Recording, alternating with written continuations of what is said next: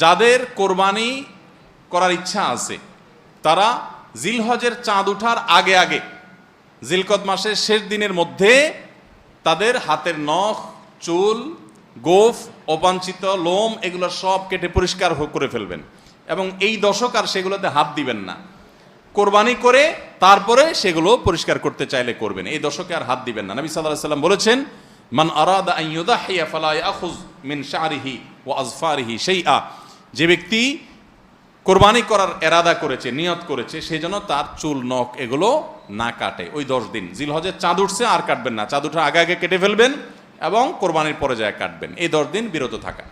তবে অন্য আরও বিভিন্ন রেওয়ায়াত থেকে, বর্ণনা থেকে বোঝা যায় যে এই আমলটা শুধু যিনি কোরবানি করবেন তিনি নয়, যিনি কোরবানি করবেন না, কোরবানি করার সামর্থ্য নাই, তিনি এই আমল করতে পারেন, তাহলে আল্লাহ তাআলা তাকে কোরবানি করার সওয়াব দান করবেন।